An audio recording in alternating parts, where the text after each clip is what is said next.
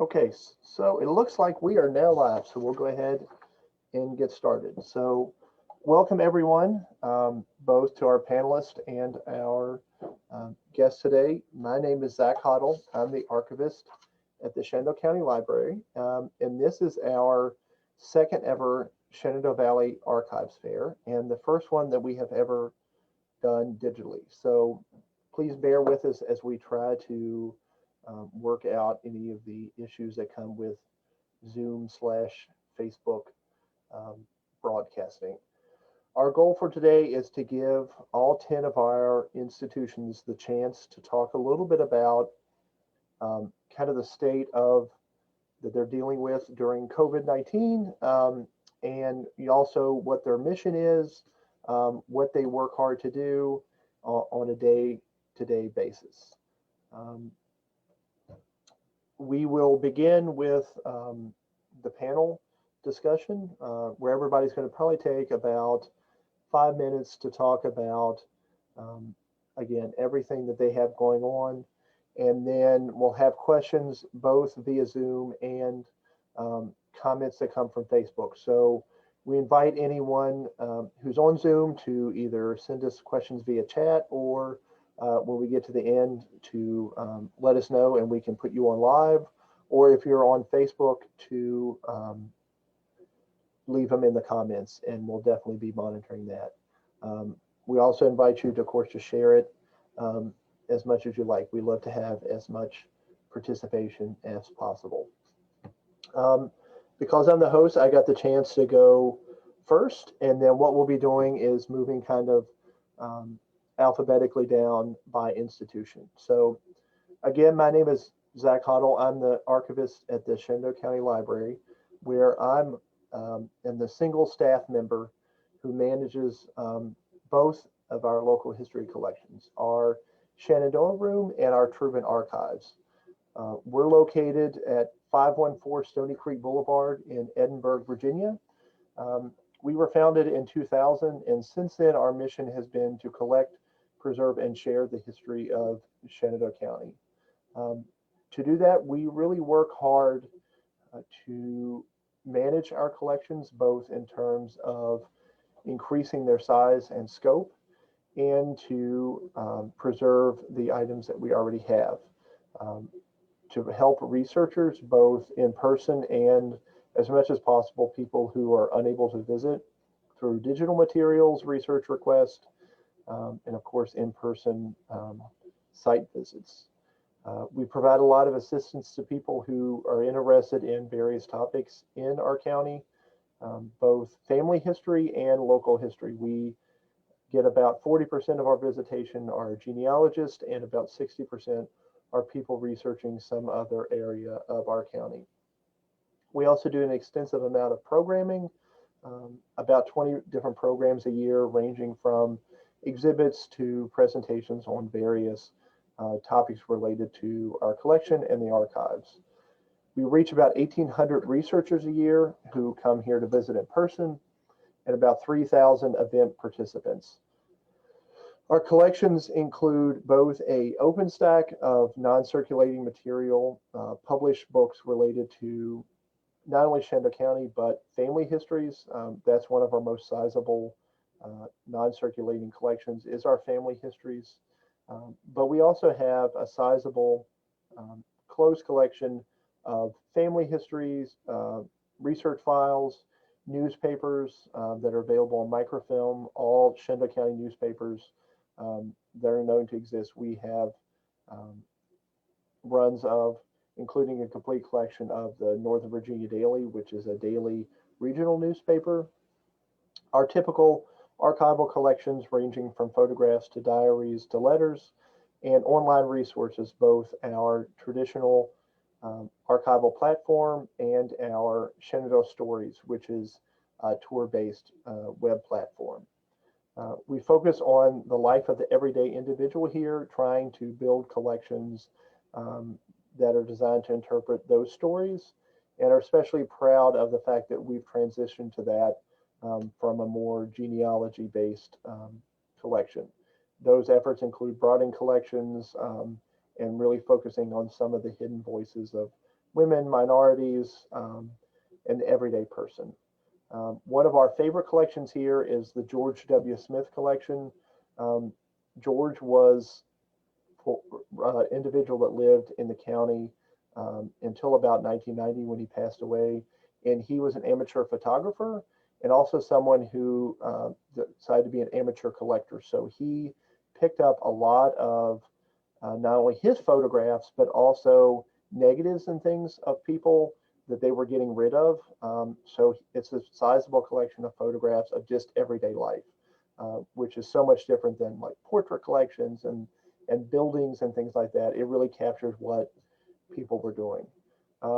We invite people to come in to do research. We are going to be reopening by appointment on October the 20th. So you can contact me via countylib.org, and you click on the local history tab, and then we'll give you all that information. And to bring in new collections, new donations, new research, that's really how we build our collection, is through donations. And again, we invite you to come if you want to learn more about who you are and who you are in relation to your community. So the next, I would like to invite Donna Huffer from the Augusta County Historical Society to talk a little bit about the state of their institution. So Donna. So Donna, you're on mute still.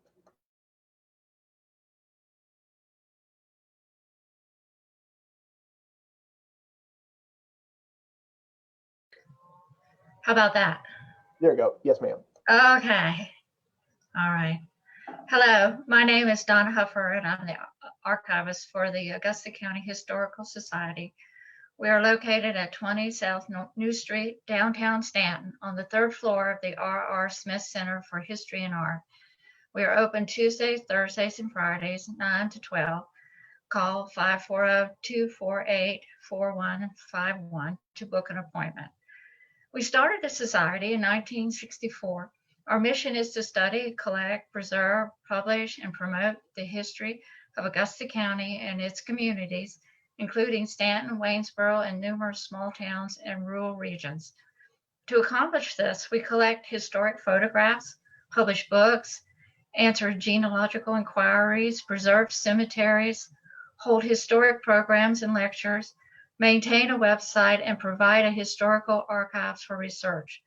This includes artifacts, war diaries, newspapers, microfilm, clothing, textiles, as well as family papers, memoirs, letters, scrapbooks, and ledger books from both businesses, clubs, and doctors. We actively collect throughout the county, looking for interesting items for future exhibits. We use virtual technology to connect our members to historic speakers and events. We also employ archaeology to map old cemeteries and buildings such as mills and distilleries. Benefits of joining our society include receiving the Augusta Annuals, our informative newsletter, and the Augusta Historic Bulletin, our journal of local history and book reviews. The archives, staffed entirely by volunteers, is divided into 3 sections: the collection, the library, and the newspaper articles and genealogy files. We are currently have updated to 5.0 Cloud Past Perfect and are transforming our old records into a more accessible database. This month, we are holding a virtual banquet for members and the public. Our guest speaker is Dr. George Rabel, who will discuss the topic of God as General. Was there a religious history of the American Civil War? The banquet will include a boxed dinner from the Pampered Palate. At the moment, we are exhibiting wood prints of Charles Smith and George Speck, famous artists and block printers from Virginia, in our gallery. In December, we will hold our annual Christmas festival, where we sell books, ornaments, and other historic items to raise money for the society. For more information about our events or publications, please check our website. Thank you. Thank you, Donna. That great information. The next person I'd like to invite up is Stephanie Gardner. Stephanie is the head of special collections at Bridgewater College. So Stephanie. Hi, from the new John Kinney IV Learning Commons here at Bridgewater College. And this building opened this February, but we haven't been able to have a ribbon cutting yet due to COVID-19. And the John Kinney IV Learning Commons is a renovation and an expansion of the Alexander Mack Memorial Library. We're still on the ground floor of the building. We're open by appointment, and we are always preferably open by appointment since I'm the solo staff member. We're currently open only to the campus community, and this is a campus-wide rule. We're open to faculty, staff, and students by appointment, although we do look forward to being able to welcome other researchers again. And although we are currently closed to the public, I'm busy answering reference questions by email and telephone for everyone. Our focus of collection is Bridgewater College history, Church of the Brethren history, with which the college is affiliated, and the history of this part of the Shenandoah Valley of Virginia. The mission is to collect, preserve, make accessible, and use these materials in education. We're especially happy about increased outreach to use these artifacts and archives in Bridgewater College classrooms. Our major collections include the college archives, regional manuscripts, rare faith-based and secular books, especially those related to the Church of the Brethren in Virginia, a museum collection of international and regional culture artifacts, the Dr. John W. Whalen papers, including his day books, and an excellent local history and genealogy reference library. We're digitizing primary sources, and we've digitized over 6,300 archival photographs. And the best ones can be seen on the Bridgewater College Digital Commons. So you can Google Bridgewater College Digital Commons and go to there from our Library Services website. And these photographs can be seen along with other primary source digitized materials. Other projects include working with interns, creating rotating exhibits, and our favorite new activity, organizing the new spaces here in the John Kinney IV Learning Commons. I'm going to be doing a lightning talk that will be released on October 15th, and it's a quick virtual tour of the new special collection spaces in the John Kinney IV Learning Commons. The new special collections here are named the Robert R. Newland Class of 1975 and John C. Bradford Special Collections. Thank you. Thank you, Stephanie. I know you're very excited about your new space. I definitely would be too. Next, we would like to invite Melanie Garvey. Melanie is the archivist at the Clarke County Historical Association. So Melanie. Hi, like Zach said, I'm Melanie. I'm the archivist at the Clarke County Historical Association. We are dedicated to preserving the historical resources and records of Clarke County and fostering their use, understanding, and enjoyment through stewardship and education. So we have a really big archive focus, and we also have a really big education focus, which we're working on creating and making bigger, especially while we've been shut down for COVID. So we maintain an office building, an archive building here in downtown Berryville. And we also run and operate a historic 18th century grist mill, which is still operating. And a lot of our education funnels through that building. Like many of my colleagues here, I'm also the only staff member who directly deals with both archives and research. So even though we've been shut down since about March, we've been fielding a lot of genealogy and reference requests. I don't have any fancy numbers, but it's been a fair amount, more than we're used to, which has been exciting for me. We have a large collection of county family papers. We have a lot of published genealogies, and we also have a lot of miscellaneous town papers. And even though we often get confused as an actual county entity, we are a private repository. So we rely solely on donations to staff or to fill out our archive and our research materials. So as I mentioned, due to COVID, we shut down in March and we got to work from home for about a month-ish. And during that time, I was super busy reevaluating how our archive functions. So I've been processing a lot of backlog material. I've been reclassifying some of our objects and artifacts. And I've been working to make researching a little bit more streamlined here. So hopefully as the 2021 year kind of comes in, we'll have a lot more smooth process for that. So that's my goal. And we've also been working really hard to update a lot of our interpretation of the county and the Burl Morgan mill that we operate. Most of what we have is incredibly outdated and it's very white centric. And so we're working to add more voices of color, more women in there, and return them to the narrative that they ultimately belong in. So that's our big winter project, is that one. As a staff, we've been working really hard here downtown to organize our building. We've been cleaning our building, giving a lot of TLC that we've been denying it. As a staff of 3, it's kind of hard to take care of everything.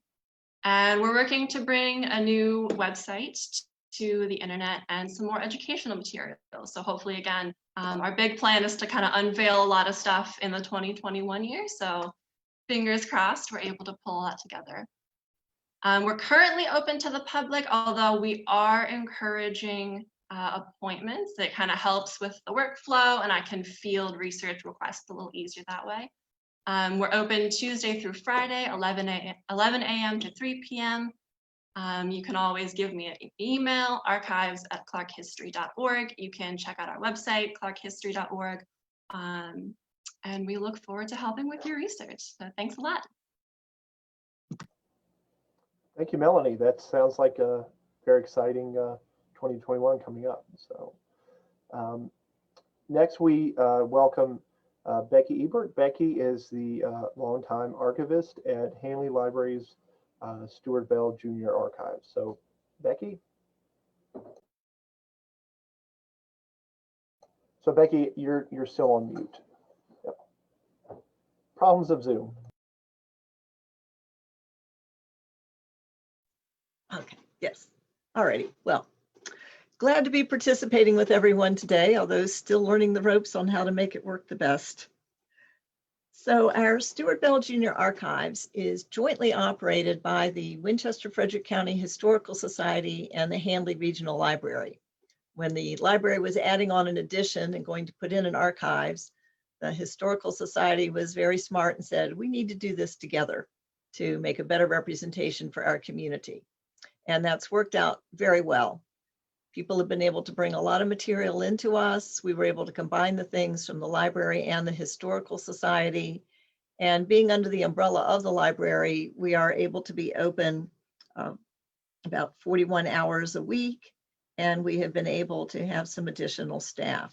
So I am the only full-time person, but I have been grateful to have 2 part-time ladies who help with researchers, 1 part-time person, Lorna Loring, who does our digitizing and works on collections. And Tina Helms is part-time through the Historical Society, taking care of our photographs, and Glennie White through the Historical Society, helping to transcribe oral history tapes and other projects. So over the years, we have been able to grow in our staff as our operations have increased. Our major focus is Winchester, Frederick County, and the lower Shenandoah Valley. Keep in mind that Frederick County used to encompass all the counties. So we do try to have material on the earliest days of Frederick County up to present day. We also are fortunate to have some databases that are available with your Handley Library card. You can do Fold 3 and Heritage Quest. Ancestry used to be an in-house thing, but now Ancestry has opened their doors through the end of December with your Handley Library card. Other libraries have this to offer as well, but we're very fortunate to be able to do this. We have a lot of photographs are in past perfect. We have over 26,000 photos that you can look at from home. And then we have a few more that are here in-house. If you're looking at them from home, you'll see our watermark on them. If it's something that you'd like, you can contact with us. For a small fee, we can make it available to you without the watermark. But in the meantime, you can get all the good information, and you can send us updates and new thoughts about them as well. We have some digital collections that Lorna has worked on. We have some of the early James Wood papers, some family Bible records, and the John Walter Whalen books that we own have all been digitized and are available online. We have also digitized some of our early newspapers. Library Virginia has a project going on, but they don't seem to include anything from Frederick County. So we started sending off some of our microfilm, getting it digitized, and it's now been hosted and available to you. And we also have some other online indexes that we have prepared, to obituaries, to yearbooks, to a variety of topics. And we have our manuscripts are listed online. In our cataloging through our library catalog that you can access, then you can also see the inventory to the manuscript collections, not the documents themselves, but the inventories. That can help give you an idea of what you want to request from us when you come in to do research, or what you need to write and ask us to make copies for you for a small fee. As with everyone else, we had to close for COVID from mid-March through early July. We have now been reopened to the public on a limited basis. I can have 4 researchers at a time. So we do encourage people to call and make appointments to be sure that you have a space, and you can work for 2 hours. Then you'll need to leave. You can schedule a second 2-hour time a little bit later in the day. And we're just continuing to work on projects. We also are answering a lot of correspondence, a lot of phone calls, sending out a lot of material to people who are unable to come in for various reasons. And we have also accepted some gifts. People seem to be doing a lot of cleaning of their houses and sharing of material, which is important because that is the main way that we get our information. So we do encourage folks to come and visit with us, contact us. Be sure to check our website, handleyregional.org. Go to the orange icon about archives and learn all about things that we have to offer or to communicate with us. We also answer the telephone, and we answer letters as well. So we're happy to communicate in all the forms that are available to us, and happy to help researchers in any way that we can. And a lot of times that encourages us to refer people to our colleagues. So it's nice to be learning more about what everyone else has to offer. So thank you very much for letting us participate. Thank you, Becky. It was great to hear that update. So next, I'd like to welcome Tiffany Cole. Tiffany is the archivist at James Madison University's Special Collections. So Tiffany. Good morning, everyone. I am, as you may be able to tell, not currently on campus. So if you're lucky, you may see some squirrels running by behind me. So I'm mixing up the environment here today. So as Zach said, I'm the archivist in the Special Collections Library at JMU. We are located on the 2nd floor of Carrier Library in the historic entrance of the library. We're in the historic part of the library. We were founded in 1983. So all things considered, we're kind of new-ish as far as repositories go. We have 4 full-time staff to support our core functions, which I'll talk about in a little bit. We also rely heavily on graduate assistants and student employees who help us do a lot of our work as well. We are JMU's repository for rare and unique manuscript and printed material.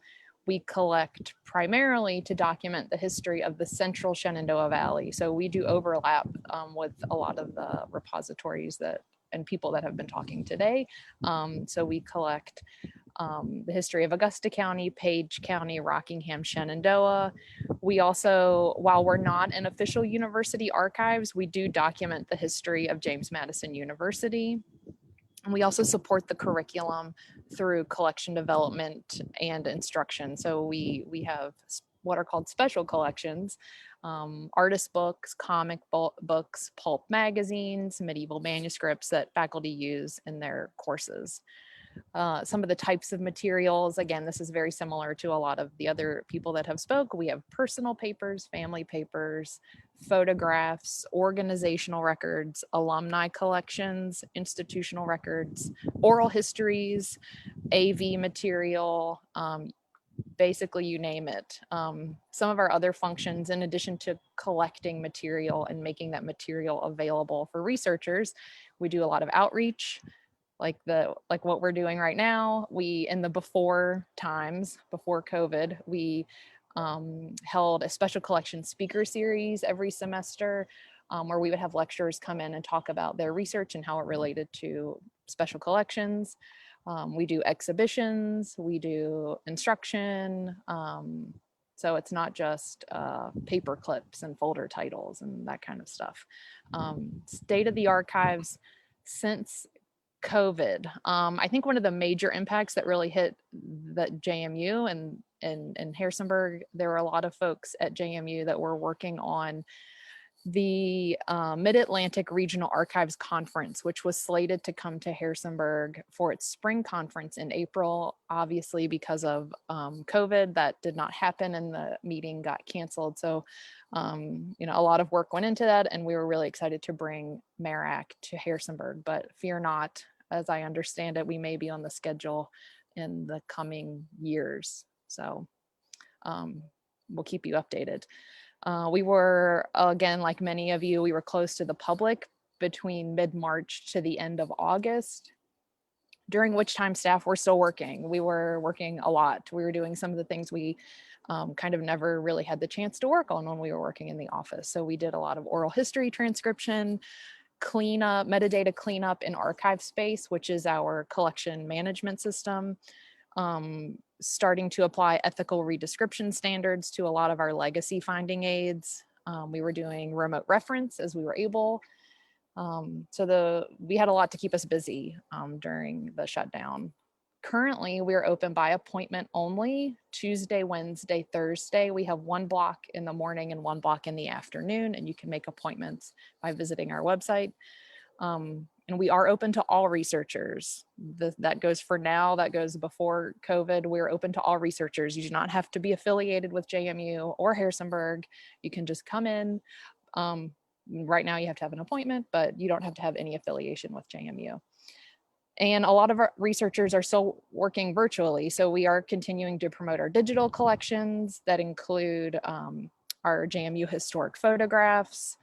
The Breeze, which is a student newspaper, has all been digitized. JMU yearbooks, student handbooks. We have the Shenandoah National Park Oral History Collection, which is amazing. The Furious Flower Poetry Center conference recordings are, a portion of those are available online. So we're really pushing the collections that we do have digitized and making those available for researchers. We are available via email at library-special@jmu.edu or our website. You can just Google it. That'll be easier than me rambling off a bunch of words. We are super active on social media. Today is Ask an Archivist Day. If you're active on Twitter, hashtag Ask an Archivist. You can ask us any questions, and we really like engaging with our patrons in that way. So that's it for me, and thanks for having me. Thank you, Tiffany. I do also love Ask an Archivist Day, so it's a wonderful experience. So next up, we have Susan Verson. Susan is from the Massanutten Regional Library's reference collection. So Susan. Okay. Hi, I'm Susan Verson. I'm head of reference here at Massanutten Regional Library in the Central Branch. We are located in downtown Harrisonburg at 174 South Main Street, so you can come find us. We're on the second floor. Massanutten Regional Library is a 7-branch system. We're a private nonprofit, so we're not part of a government entity either. We were started in 1928 by the Rockingham Library Association, and we expanded in 1946 when Rockingham County, Page County, and the city of Harrisonburg joined together to create a regional library system. And then the branch opened in Luray, Page Public Library.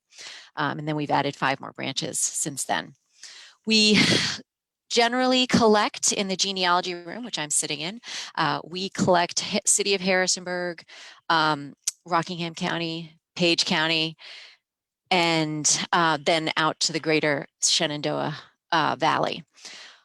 Right now, we have over 900 local family histories. We tend to focus on published sources.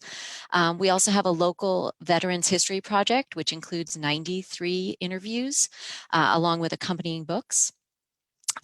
We also have Vanishing Farms and Valley Change series. We have histories and memorabilia from local caverns. And then we have yearbooks from local schools and city phone books and directories. We also have a vault collection, which is where we put some of our more fragile items. And in that we have a local history pamphlet file, maps and posters of local events. We also have recordings and cassettes by local performers. And so we have a listening station that you can come in and make an appointment and listen to some of those. We have 36 civic scrapbooks compiled by Robert Sullivan, who's a former city planner in Harrisonburg. We have 20 Turkey Festival scrapbooks, which are really fun to look at when they used to throw turkeys off the top of buildings. So those are fun if you're interested. We also have collections from some local organizations. The Wetzel Seed Company, the Rockingham County Fair, and the Harrisonburg Exchange Club are 3 of them. We also have some sketchbooks from a local artist, Mr. Fred Cooper, who has since passed away, but he would draw buildings that were often set for destruction. And so the images themselves are valuable, but then his comments are wonderful. He had a very particular point of view about what was happening. So those are always fun to read.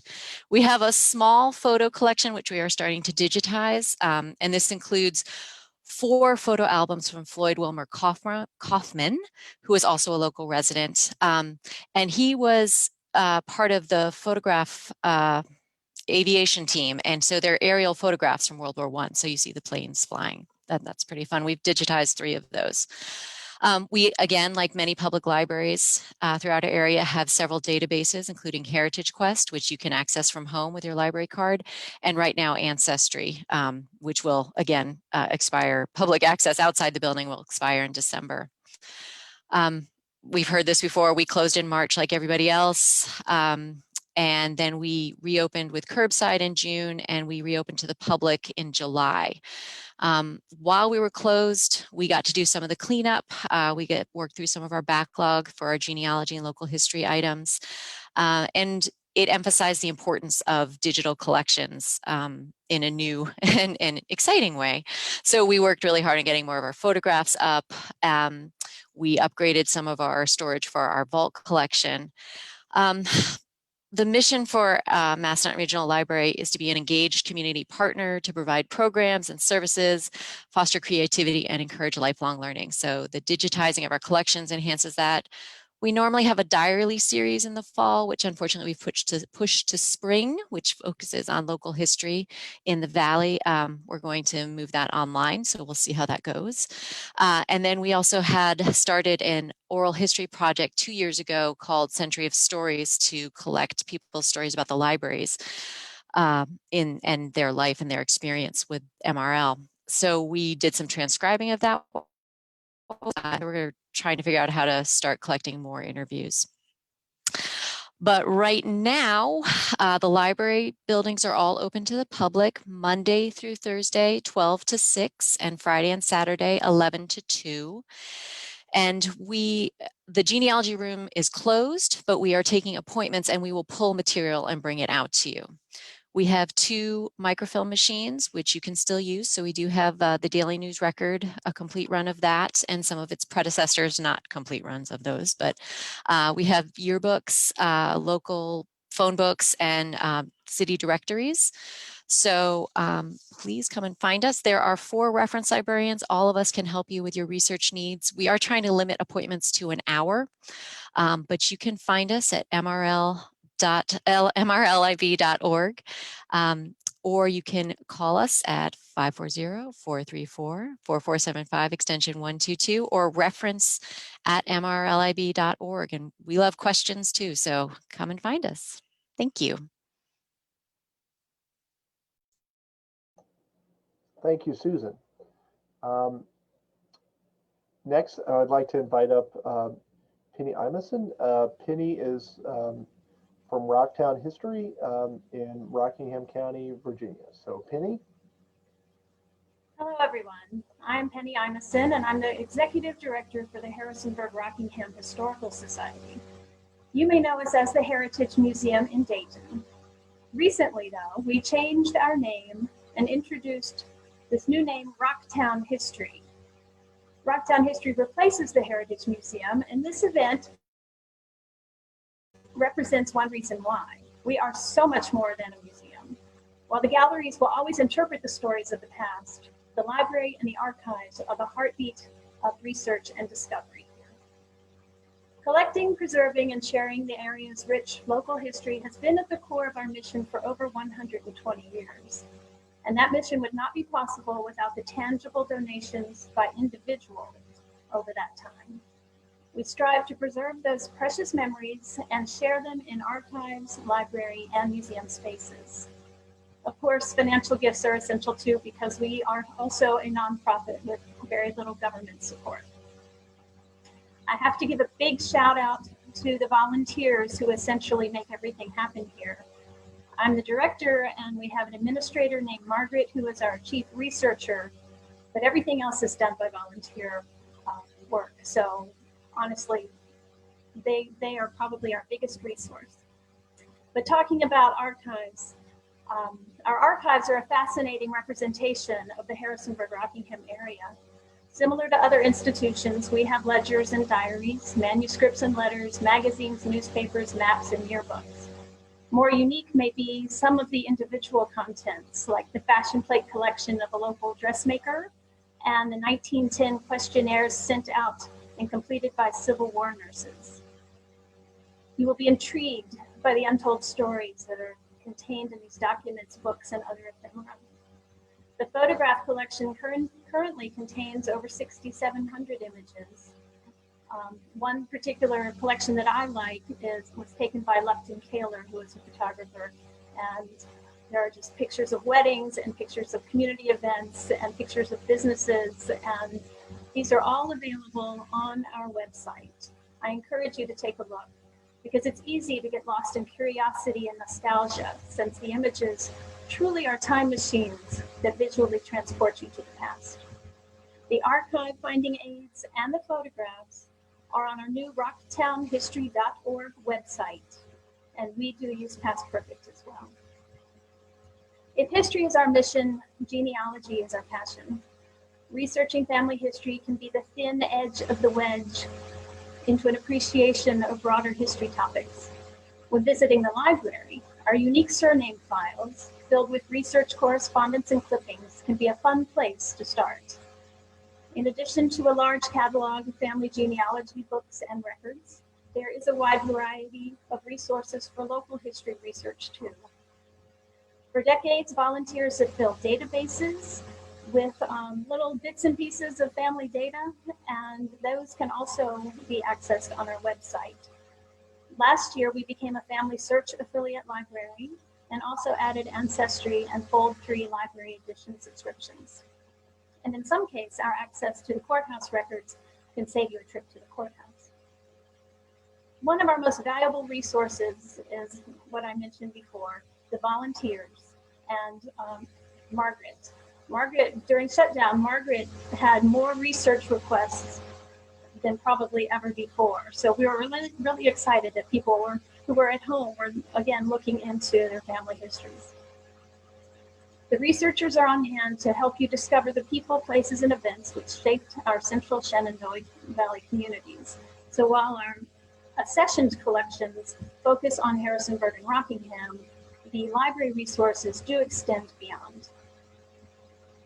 Of course, I must put in a plug for the museum exhibitions. The galleries are filled with stories of life in the heart of the valley and often illustrate the very topic or family which may interest you.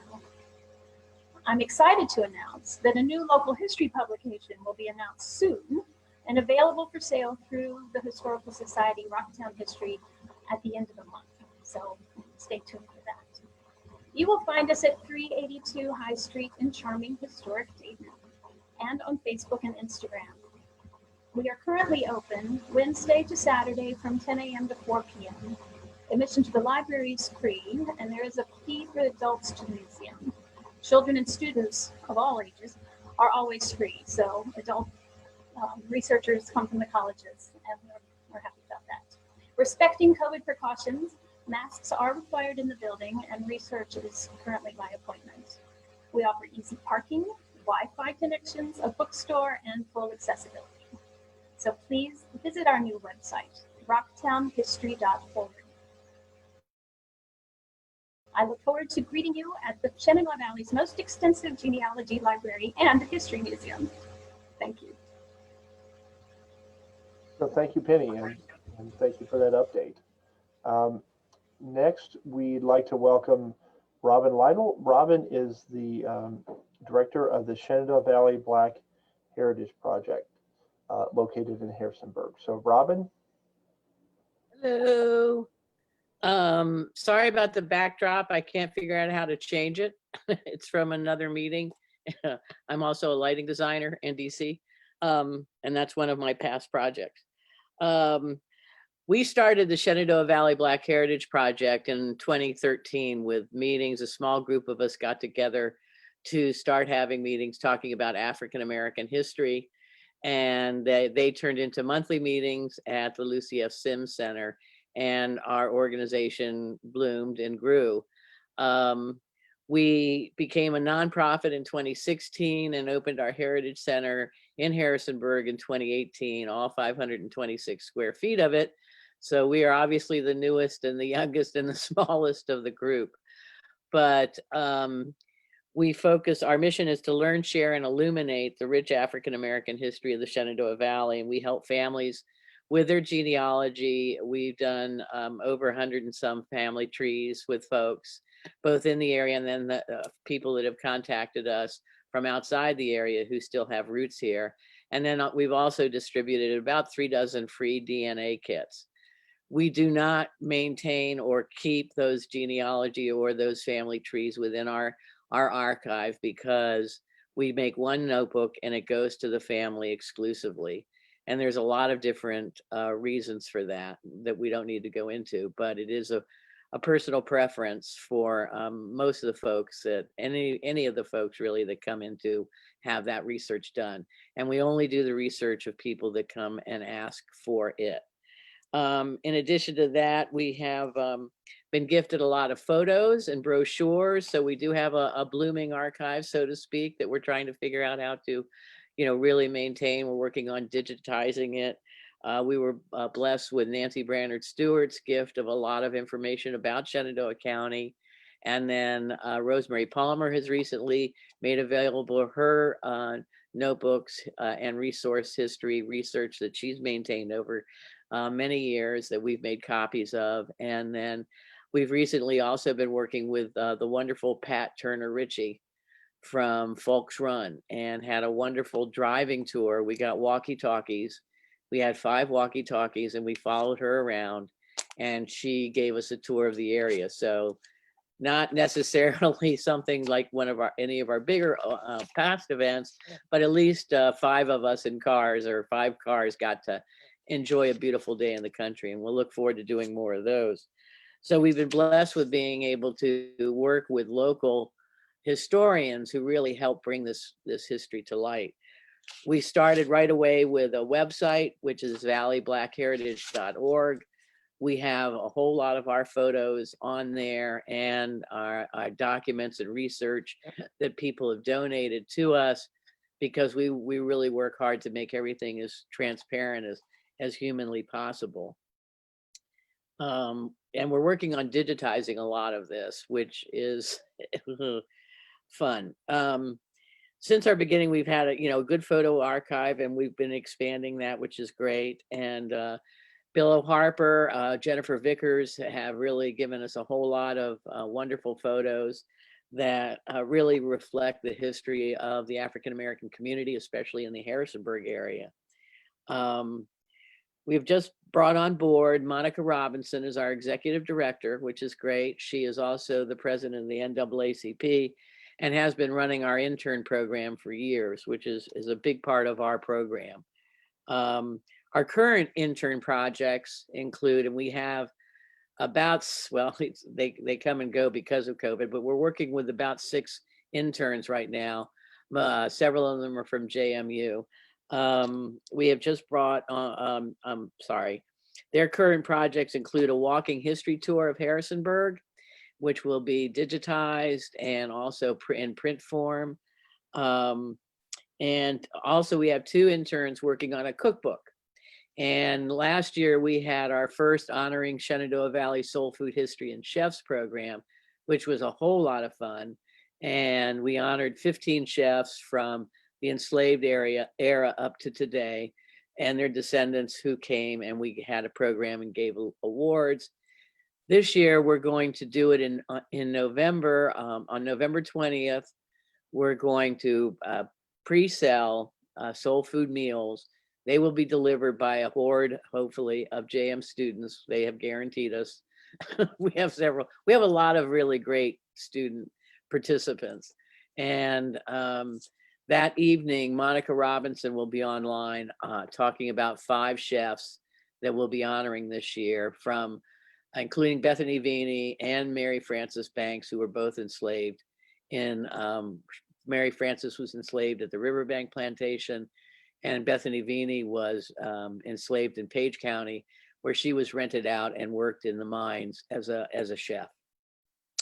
So those are a couple of our intern programs, and that's really exciting because having kids involved is just a total blessing. And it's really great since most of this project was started by seniors, and now we have a much more multi-generational program going. As I mentioned, our archive is small and growing. Another one of our interns, Brianna Madden Oliveris, or 2 of them actually, and Kate Small, who's back in England now, worked on researching the history of Lewis Mountain Campground. Lewis Mountain Campground is in the Shenandoah National Park, and it was the segregated campground from the beginning of the park until about the mid-1950s. It's a fascinating history. And we just went up last weekend, and Brianna did an original poem about the Lewis Mountain Campground. We have it on our website. We will be expanding that video to include more archival photos of the park. But anybody that you talk to in the community about Lewis Mountain, they just smile. It was a great place to go. They were together, church groups went up, family groups went up, and they spent wonderful days and weekends or weeks there at the campground, and from all over. I mean, the families from the eastern part of the state and Washington, D.C. and Richmond, that was a wonderful place to go. So she wrote a poem about that experience, which is very heartwarming. In addition, she wrote the play Not Made for This, which was based on the enslaved Jordan Banks, who was enslaved on the Riverbank Plantation, which is in Elkton. It's on Captain Yancey Road. We videotaped the play there on the plantation where Jordan was enslaved, and Brianna weaves into his narrative and into the play, which she wrote when she was in high school, which is mind-blowing. A high school character, an African-American student in a primarily white high school. And it's a very powerful piece, and that too is online on our website now. We're trying to shift and get everything, we used to do a lot of personal and in-person programs. We've done plays for the last 5 or 6 years, but now obviously, like everybody, we're shifting as much into the virtual world as we can. And fortunately, we are blessed to have some students that help us along the way. So Brianna's work has been very, very inspiring and important to us. She is now a student at the New School in New York, and she's studying playwriting and acting. So we're going to be seeing a lot more of her. We're going to host, I mentioned hosting the live program on November 20th. And then in December, we'll also be having a book sale. We publish local authors' history books. We have, including Ryan Bachman's book, which is African-American property ownership in Harrisonburg from 1850 to 1860. It's a fascinating research book. We published a book about the United States colored troops. we researched and in that book have over 500, I've lost count, 560 some soldiers who signed up to serve with the United States Colored Troops during the Civil War and listed a Shenandoah Valley County name as their birthplace. We looked at all the military cards, we verified all of them, and then we've also been adding to that research sailors, men who African-American Valley men who served during the Civil War with the US Navy. And we've uncovered over 60 some of those men. We honored last year during November, we honored Miss Virginia Winston. She is in her 90s. She lives outside of Stanton. She has two ancestors who fought during the Civil War, both Dokes family. One served with the United States Colored Troops and one served with the US Navy. So we gave her a little award. She couldn't come out. So we went down and visited with her and gave her that little award. But that's also a big part of what we try and do. We try and recover and honor the history so that more of us and more of everyone can be involved in learning that history, because with knowledge, we can help remove fear and fears of the unknown. So our project is really based on trying to just bring everybody in and have joyful moments and learn from each other. And unfortunately, we too had to close our doors, but we are open by appointment, and we have our interns coming through, well, maybe not for much longer, because one of them I think is just off getting tested for COVID. And there has been a lot of that, obviously, in the student community. We are a grassroots organization. We depend solely on the goodness of others, as many others have stated today. We aren't attached to any large organization. We do not have any large funding stream. We have been blessed with some nice grants and a lot of good individual support. So that's really what has kept us going. And so we depend on others for all of our help, basically.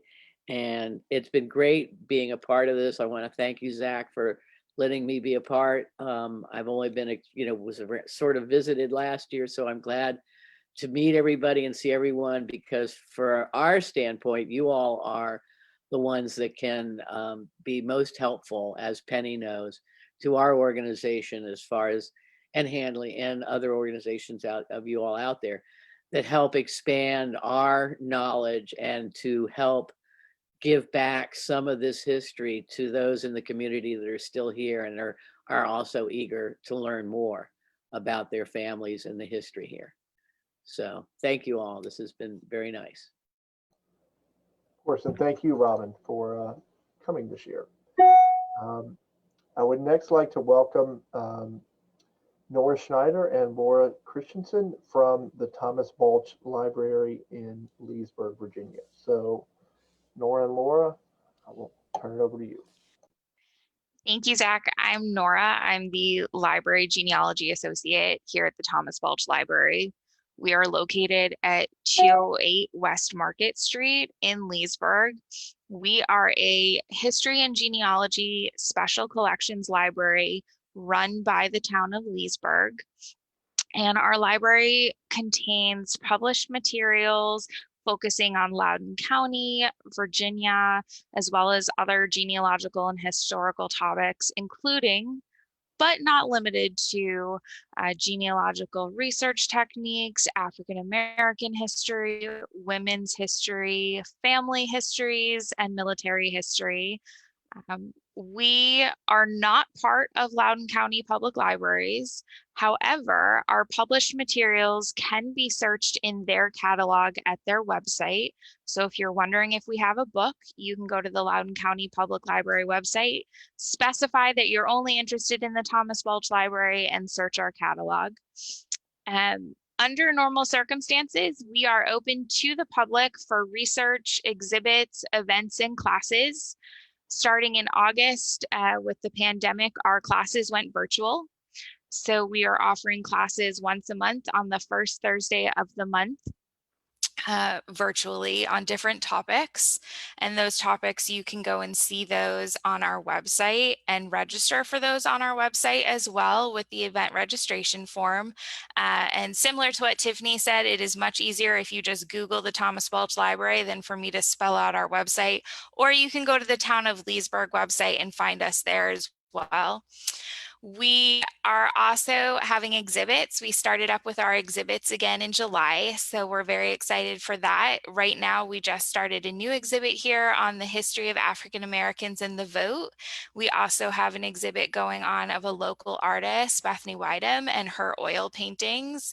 You do have to schedule an appointment to come and see the exhibits. They're available Tuesdays and Thursdays. And if you go to our website and schedule an appointment via the appointment form and specify which exhibit you want to see, we will be in touch to get you scheduled. We, like everyone else, shut down in the middle of March, although we were quite busy, and my colleague Laura will tell you about that in a minute, but we reopened in the middle of June for research appointments, Tuesdays and Thursdays from 10 a.m. to 12 p.m. and 1 p.m. to 3 p.m. You do have to schedule in advance, again, with that handy dandy appointment request form on our website. It's right on the front page.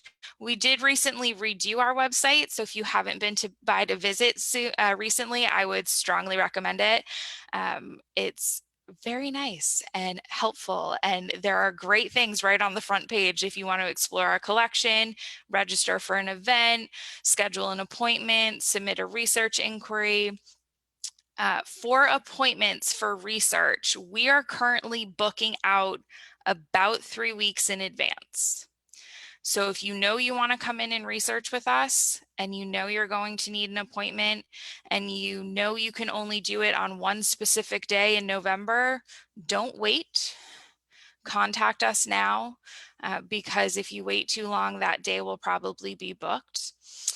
We do have on our Facebook page, and we are on Facebook, Instagram, and Twitter, a helpful video that we made featuring, and I don't know if you can see him behind me, our new mascot that we acquired a few weeks ago. Someone left him and he hasn't been claimed, so we've made him part of the team, Wallace the Bear. And Wallace the Bear took a research appointment to the Thomas Balch Library a few weeks ago, so we filmed it.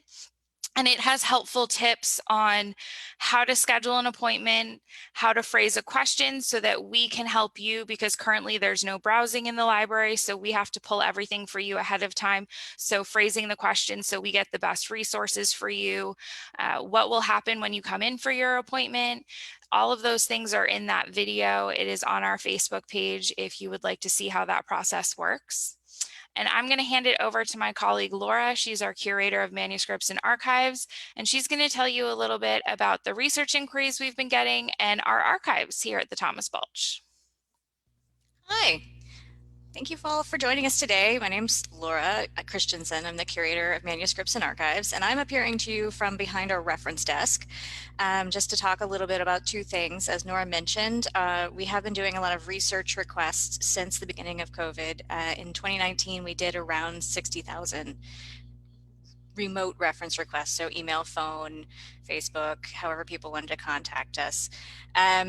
One great thing about the Balch's collections, although we do focus on Loudoun County, we do have materials related to all over Virginia, the East Coast, United States, and other countries. So we can do reference for more than just our local area. And we've been helping a lot of people who have some time on their hands investigate brick walls and things that they're curious and finally have an opportunity to explore. We also have fantastic archival collections, which you can kind of peek at behind the window behind me. They include things like letters, diaries, photographic collections. We have oral history collections. We also have the town papers of Leesburg, organizational papers for things like the Garden Club, or if you're into agricultural history, the Catoctin Farmers Club is a fantastic resource.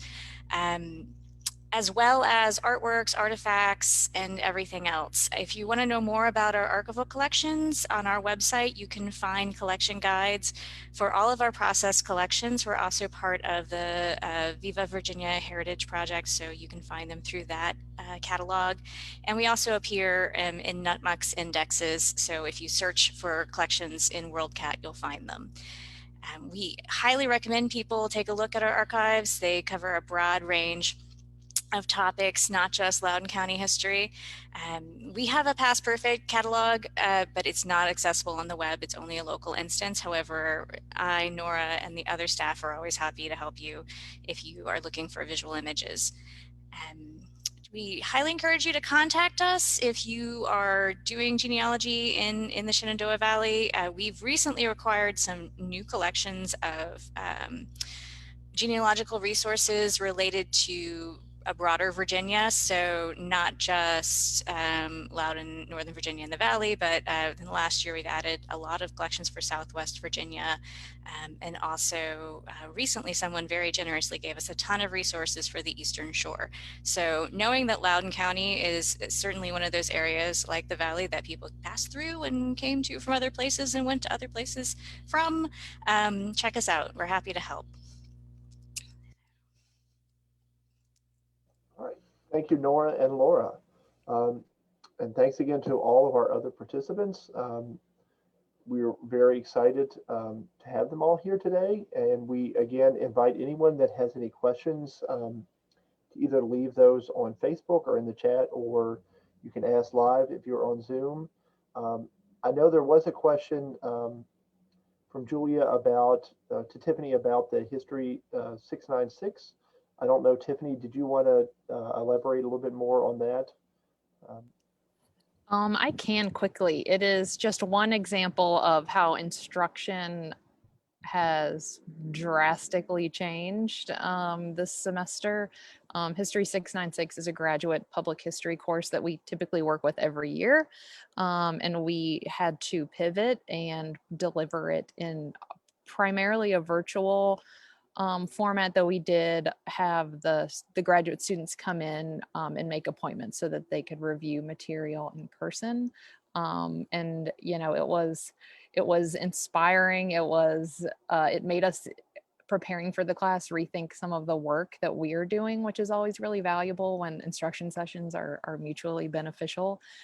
We presented on archival history and theory, description, re-description, community archives, post-custodial collecting, and we had a lot of great questions about what the role of archivists in collecting trauma and crisis, current events. So we had a lot of great discussion, and you know, it's not all that different virtually. We'd love to see the students in person, but we made it work virtually, and I'm sure a lot of other people here are dealing with a lot of the same stuff. How do we engage with our patrons and researchers remotely? But you know, we're excited about it, and we're making it work. All right, thank you, Tiffany. Does anyone either on Facebook or Zoom have any additional questions that they wanted to ask?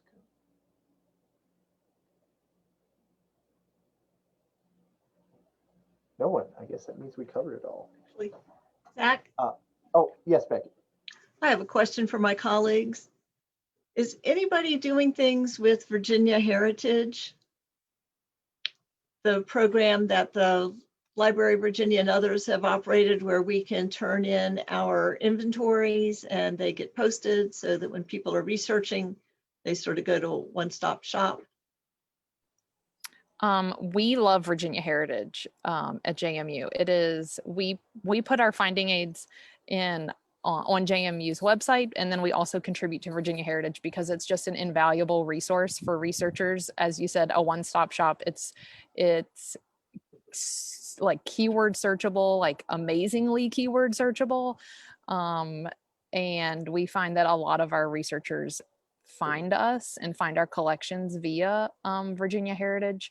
There is a team that works to get people set up. I know Kira Dietz, who's the archivist at Virginia Tech, is really good at getting people set up. We've been contributing for many, many, many, many, many years, and it's well worth, there's a learning curve, but it's well worth the investment. Yeah, I'd like to second everything Tiffany just said. We submit all of our guides to Virginia Heritage, and I think Margot Kid has just put a handy web email address in the comments, but it definitely increases our traffic to all of our collections, and it gets mentioned often by researchers. Oh, I found you through Virginia Heritage. Yeah, we've found it to be helpful, but it's a little complex. And so I just wanted to know if some of my other colleagues from any of the smaller institutions have looked into this, or if this is something that there's an interest in, maybe we could arrange for some group training or look into it a little bit more. We're also not putting every single inventory. We're being a little bit selective of some of the things that have a wider historical interest. So we're setting a few parameters for ourselves as to what's worth the extra effort of putting them into Virginia Heritage. I believe that they're doing a project now where they're doing more template-based finding aids for smaller institutions, where you could send in the information and they would do the coding for you, which is really good for the smaller institutions like us. Yeah, and I don't want to speak out of turn because I'm not as involved in it, but there are definitely efforts underway to embrace all different types of collection guides that exist already and make it way easier to submit them, so you're not doing hand coding, or you don't have to have an elaborate collections management setup. So that's also what we wanted to encourage, was that as they're looking at this broader view of how things can be done. So this is a great opportunity with so many of us all together in one place at one time.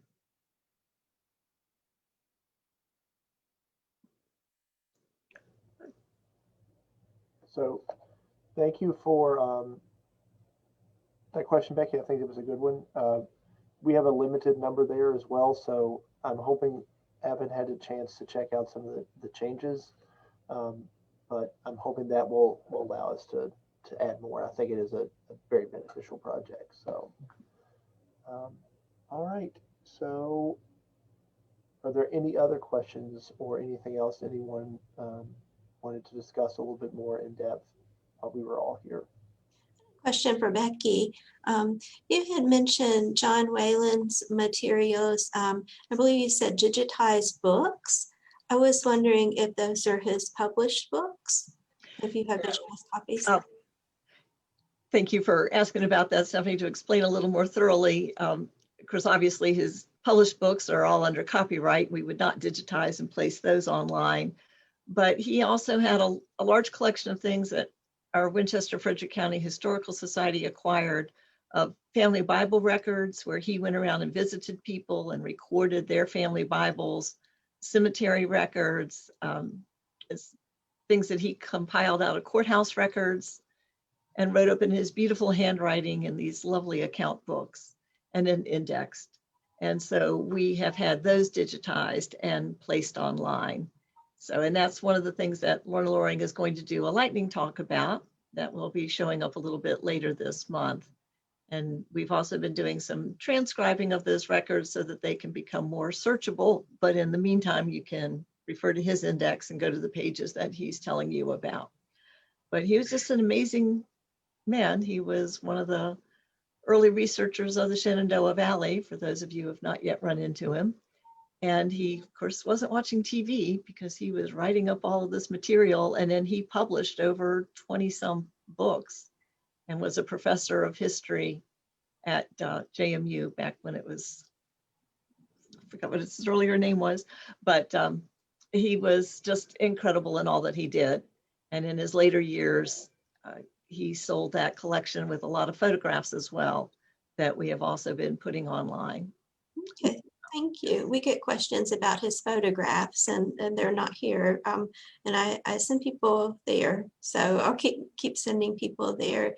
The day books that are here are really rich primary sources, and we've been sharing them with local researchers and actually internationally, countrywide with researchers, but digitizing those would be a top priority for us too. And it would be another Wonderful Valley project for a listing of all of Wayland's materials, because I know they're in a couple of different institutions. And it would be a really grand thing.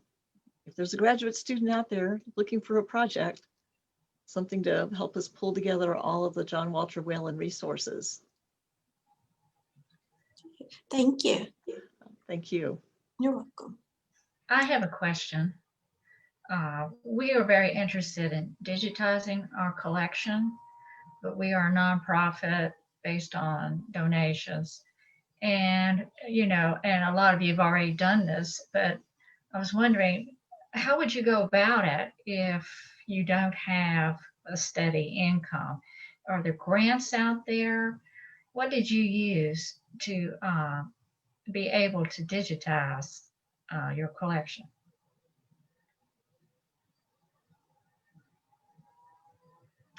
Well, at Handley, we dreamed about it for a while, and then we did receive some donations that were earmarked for digitizing. And now the library has received some ongoing gifts that we have been able to target for this. And we did some research and found out what would be a good program, and we were able to hire Lorna. That was really the key part, because we were able to hire somebody who actually understood and knew what to do. And she has been marvelous with bringing it all together and helping it happen. But she is only with us 20 hours a week, so that does limit how much we can accomplish. But first step is to have your collections organized. If it's not organized, you don't know what you want to digitize and you don't know how to digitize. But if you pick out a couple of key things that you would like to have digitized, then you could take a look at the sources that Margaret's given us here and take a look at some grant possibilities for those key projects. And then as people see those posted and available, they'll be inspired to give you more money so that you could keep adding material. Thank you. Yeah, at Bridgewater College, we digitized photographs, and we're continuing to digitize them on a flatbed scanner, Epson scanner, and it's slow, but it is it's slow, but it's going well. And the ones that we're digitizing are photographs that were generated here on campus. So the campus should own the copyright issues for that, or own the copyrights for those. We're also digitizing primary sources that are either in the public domain or that are Bridgewater College publications. And we're doing those on a photocopier that also scans. And those are student researchers or student assistants doing that digitization. And that's also going slowly, but faster than I would have thought. Having a platform to share the digitized material was a challenge for us. We were not able to host full text on the library website.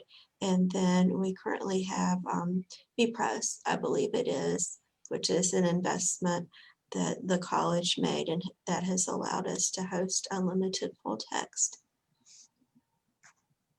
We've been focusing here on digitizing our microfilm collection. It's very small, and most of it has been digitized elsewhere, but we want to have our rolls in-house, so we've decided that's a priority for us. We don't have a steady income for that budget, so we found a company and they gave us a quote per roll, and we've been able to do like one roll a year. So I can portion out part of my budget, send my rolls in, and then get that taken care of. We don't yet have a hosting site. We are working on that. I'm begging the new website designer to let me figure that out, but I don't get to control that. So we've just kind of very, very slowly been doing it piece by piece. We got a grant from a local organization to help us buy the equipment. So we have a DSL camera, and we've relied on student interns to help us do a lot of the digitalization. And then we have an Omeka site, which the Library of Virginia actually helped us with. So that might be worth looking into as well. So we bought equipment based on a grant, and then we've been doing it slowly and steadily, but with the students not able to come into the building, that's kind of slowed us down right now. But yeah, local small organizations really helped us a lot. And I'll say that we kind of digitize based on needs. So as we work with either specific projects or some of our social media outreach, that gives us reasons to digitize certain materials. So it's not a quick process, but it does allow us to digitize some things, and also kind of forces us to make the decisions about, is it important enough to be posted and relevant enough? Because I think those are the kind of questions you have to ask before you start work, because you'll never completely digitize entire collections. So we're lucky enough that we have the equipment to do that in-house, but we talked about like platforms and things like that, and I think all those are important questions and answers to have before you really start, work digitizing, and saying, do we have the infrastructure in place to support those once they're done, and like what's their purpose and things like that. So I would definitely consider all that. Thank you. Of course, thanks for the question. Did anyone else have anything that they wanted to add or other questions?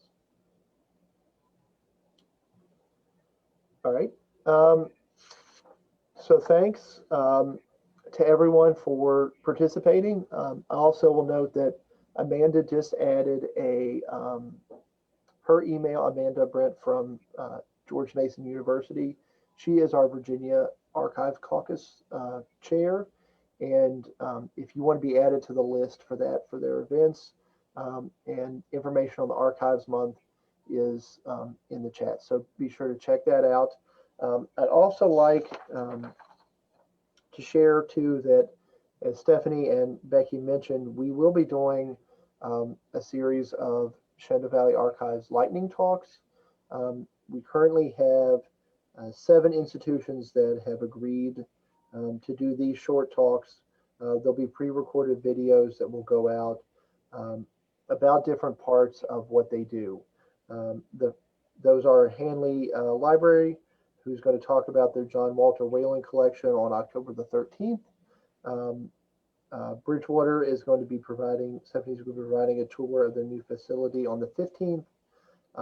We are going to be doing a lightning talk on the collection process, from basically donation to public access, and the labor that goes into that, on the 22nd. On the 20th, Donna is going to be talking about Augusta Historical Society and their collection. On the 24th, Penny and Tyler are going to be talking about Rocktown history, highlights from their collection. On the 27th, excuse me, Susan is going to be talking about Massanutten's The Vault. Is that right? I think that was right. And especially some of their World War I images.